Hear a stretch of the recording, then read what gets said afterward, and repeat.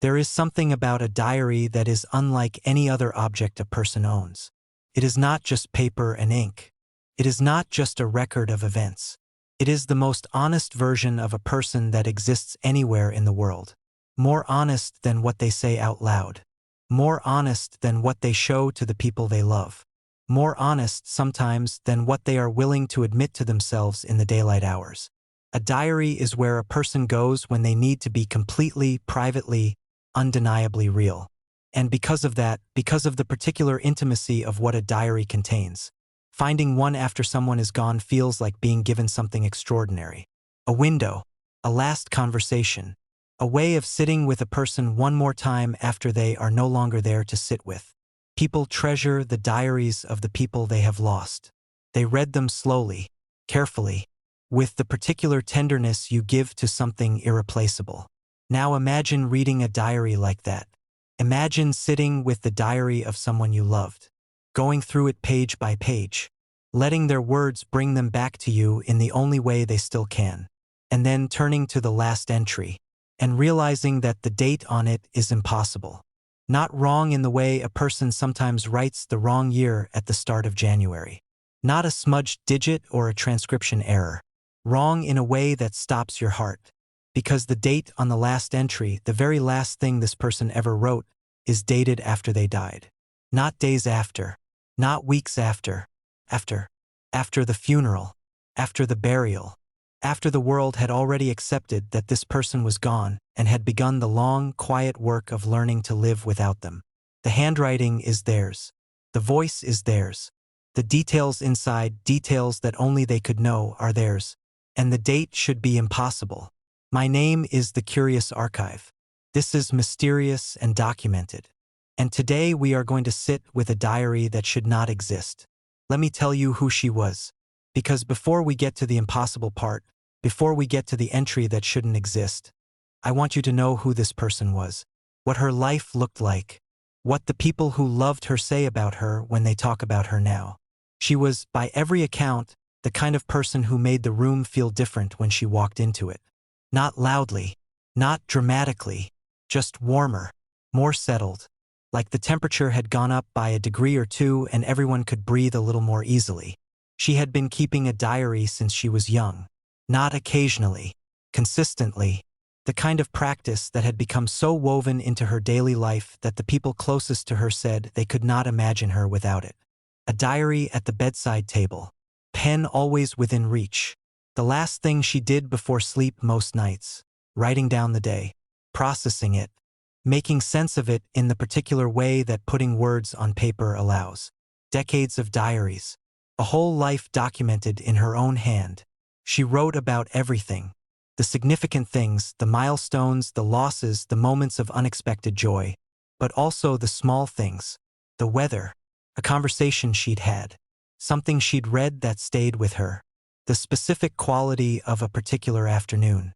The kind of details that seem unremarkable when they are happening and become precious when the person recording them is gone. The people who knew her say that reading her diaries after she died was like being with her again.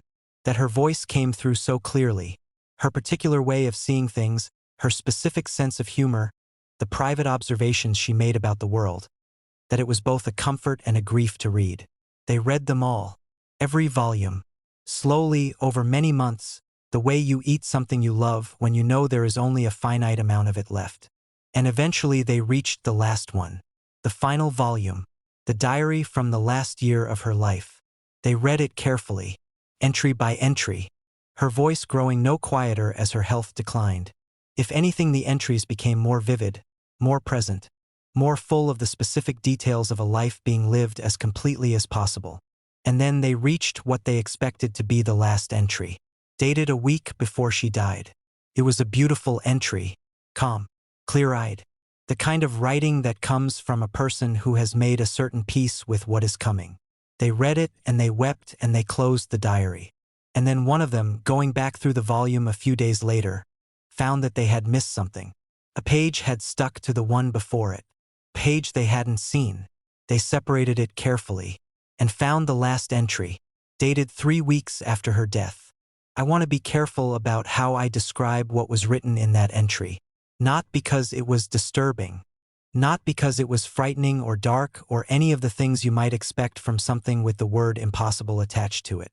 But because the people who shared this account asked specifically that certain personal details be kept private. And I think that request deserves to be honored. What I can tell you is what the entry contained in terms of its nature and its significance. Not every word. Not every personal detail. What it contained was this. It was written in her voice.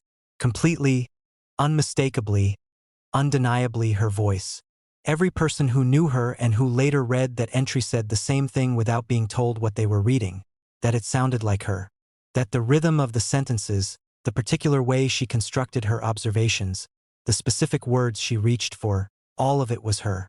It was not a dramatic entry. It was not a message from beyond in the way that phrase is usually meant. No warnings, no instructions, no final revelations. It was, in its nature, exactly like every other entry in every other diary she had ever kept. She was writing about a day, particular day, with particular details, the quality of the light, something she had noticed, a thought she had been sitting with, written with the same care and attention she had always brought to the act of writing down the world as she experienced it.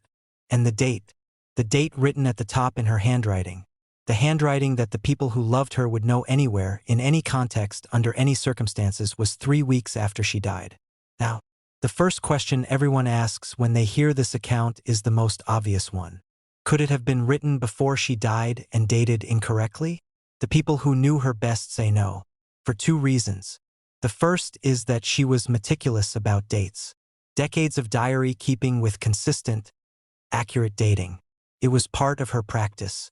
The date was always the first thing she wrote on a new entry. Always correct. The second reason is the content.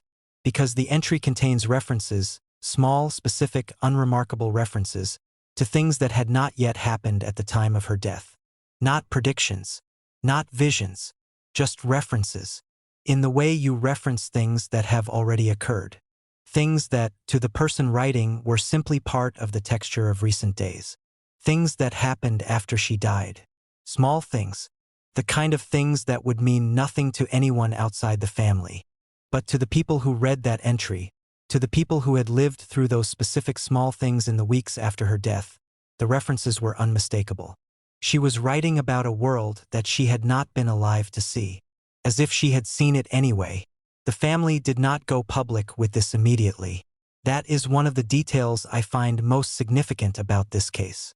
Because the instinct of people who encounter something they cannot explain is often to share it immediately, to seek validation, to find out if others have experienced the same thing, to put the inexplicable into the world and see what comes back.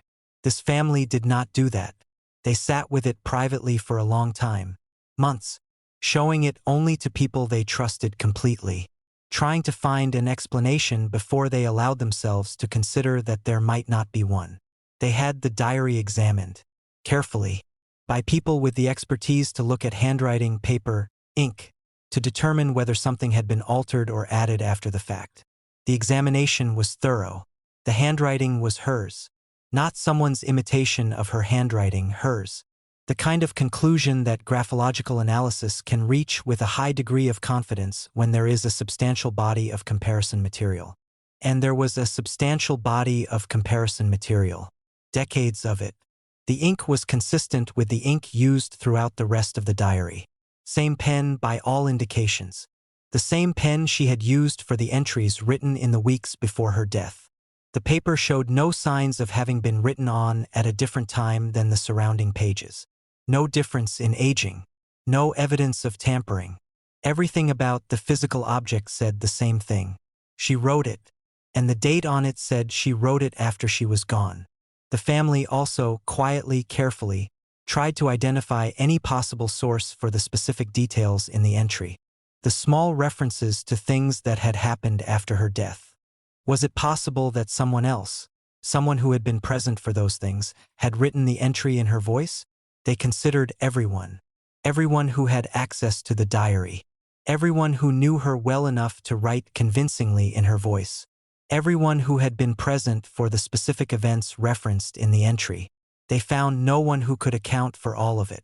No single person who had both the access and the knowledge and the ability. And even if such a person existed, even if someone had somehow obtained her diary, written a convincing imitation of her handwriting, used her pen, aged the entry consistently with the surrounding pages, the question of why remained completely unanswerable.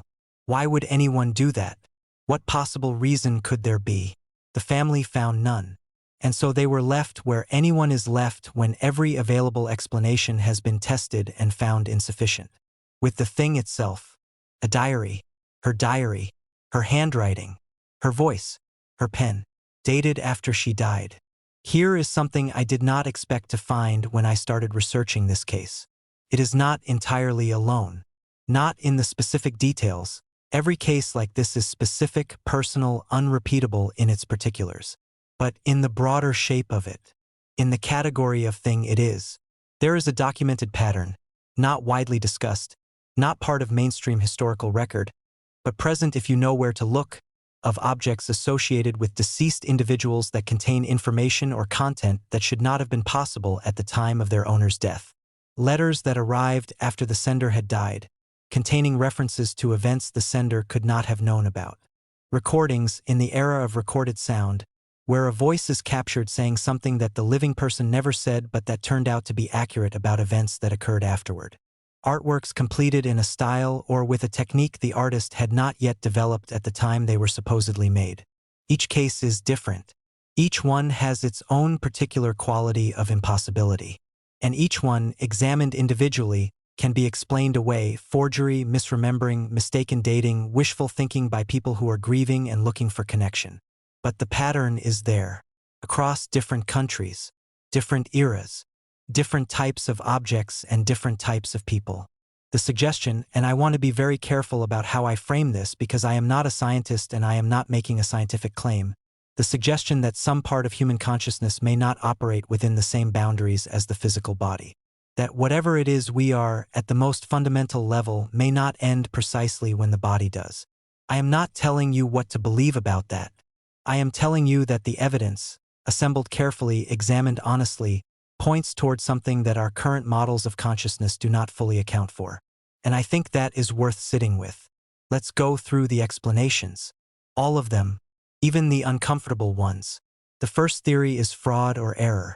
Someone wrote the entry. Not her, someone else. Someone who had access to the diary, knew her handwriting well enough to imitate it, knew enough about the events of the weeks after her death to include accurate details, and had a reason to do so that no one has been able to identify. Or the date was wrong, written in error by her at some earlier point and mistaken for something impossible by grieving family members whose judgment was compromised by loss. I take this theory seriously. Fraud happens. Grief does strange things to perception. The desire to believe that someone we love is still somehow present is one of the most powerful forces in human psychology. But the forensic examination did not support fraud. And the family, who had every reason to want a comforting explanation and every reason to accept one if it was offered, did not accept this one. Because they knew her. Because they had read decades of her writing. Because the voice in that entry was not an imitation. It was her. The second theory is that she wrote it before she died and the date is genuinely wrong. A moment of confusion. An error she didn't catch. It happens. But the content, the references to specific events that had not yet occurred, that is not explained by a wrong date. That requires either that she predicted specific minor details of the weeks after her death with perfect accuracy, which would itself be extraordinary, or that the entry was written when those details were already part of the known world. The third theory is the one that the wider pattern points toward. That consciousness, whatever it actually is not exclusively located in the body. That the boundary between a living person and whatever comes after living is not as absolute and impermeable as we assume. There is a growing body of work in consciousness research, serious academic work, not fringe thinking, that questions the assumption that the mind is simply a product of the brain. That considers the possibility that consciousness may be something the brain receives and processes rather than something it generates. That if this is true, if consciousness is in some sense prior to and independent of the physical, then the idea of it persisting beyond the physical becomes not a supernatural claim but a scientific hypothesis. I am not saying that is what happened here. I am saying that if it did happen, if she somehow continued in some form to experience and record the world after her body had stopped, then the diary is exactly the kind of evidence you would expect that to leave. Small, personal, unremarkable to anyone who wasn't paying attention. Written in the same voice, with the same pen, about the same kinds of ordinary details she had always recorded. Because that is who she was. And perhaps whatever she was after, that did not change. The fourth theory is the simplest, and in some ways the hardest, that we do not understand what we are. That the boundaries we draw around life and death, presence and absence, possible and impossible, are human boundaries. Useful, practical, the best we have been able to construct with the tools available to us. But not necessarily accurate. Not necessarily the whole story. The diary exists. The handwriting is hers. The date is what it is. And perhaps the most honest thing that can be said about it is simply this. We don't know what it means. But it means something. The diary is kept by the family. It is not on display. It is not in an archive. It is not available for public examination or academic study. It is in a home somewhere, in a drawer, on a shelf, in whatever place feels right to the people who loved her. And I think that is correct. I think that is exactly where it should be. Because whatever that diary is, whatever explanation eventually emerges for the entry that should not exist, it is first and most essentially hers. Piece of her. The last piece of her that speaks in her voice. And the family reads it the way they read all her diaries. Slowly, carefully, with the particular tenderness you give to something irreplaceable. Including the last entry.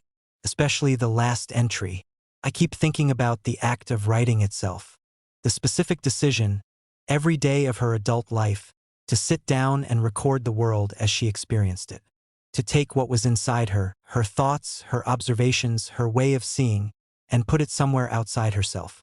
On paper, in ink, in a form that could survive her. And maybe it did. Maybe the act of putting yourself that completely into words, of documenting yourself that faithfully for that long, leaves something behind that is more than paper and ink. Something that found a way to add one more entry, to say one more ordinary, irreplaceable thing. In her voice. On a day that should have been silent. Thank you for being here for this one. This is the episode one have found hardest to leave behind after finishing it. And I hope it sits with you the way it has sat with me. If you have ever found something, a letter, a message, an object, that felt like it came from someone who was gone, I want to hear about it. The comments are open. I read every one. Subscribe if you want to stay in this with me. Because next week we go somewhere that starts with an ordinary object and ends somewhere you won't expect. Until then, write things down. You never know who might need to read them.